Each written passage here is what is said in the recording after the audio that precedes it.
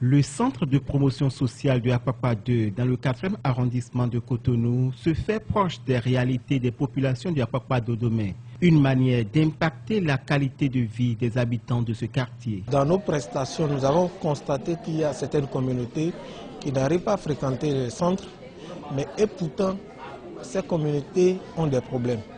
Alors, vu leur réticence, nous avons voulu rapprocher le service social de la communauté afin de leur permettre, afin de faciliter une meilleure qualité de leurs conditions de vie. Raison pour laquelle nous avons décidé de venir à Apapa Dodoma, une zone de proximité où il y a pas mal de problèmes. Nous voulons déjà recenser ces problèmes sociaux et voir dans quelle mesure on pourra aider la population, on pourra faire un plaidoyer de qualité pour que l'État, pour que les ONG puissent aider ces gens-là pour un mieux-être. Cette consultation en stratégie avancée a permis de recenser un certain nombre de problèmes des populations de Apapa Dodoma.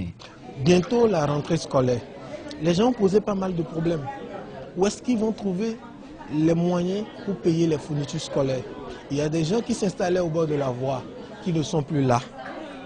Quel regard les ONG, des fondations comme Ola Body peuvent avoir envers ces personnes? Raison pour laquelle nous avons décidé de descendre dans la communauté afin de recenser ces problèmes, les prioriser, faire un diagnostic communautaire pour pouvoir impacter la population. Et ce que nous recherchons, c'est de pouvoir régler les problèmes moraux, les problèmes physiques pour quand même un bien-être et qui leur permette d'être au service du Bénin. Donc chaque Béninois, quel que soit son état, handicapé, orphelin, tout ce que vous voulez, mais doit pouvoir se retrouver, doit avoir l'équilibre et servir le Bénin. Le centre de promotion sociale de Apapa 2, dans sa consultation, a eu l'appui de la fondation Ola Body, une fondation qui travaille avec les centres de promotion sociale afin d'apporter son soutien aux personnes vulnérables. Notre défi, c'est la prospérité partagée.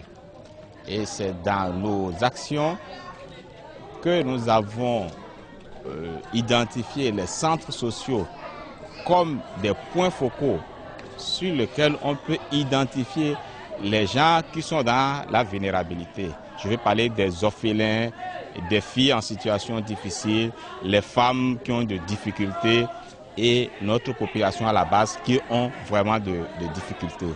Donc, comme nous avons des programmes, nous avons des actions efficaces à mener à l'endroit de ces gens-là, et on s'est dit, avec les centres sociaux, il faudrait que nous nous rapprochions de ces populations-là.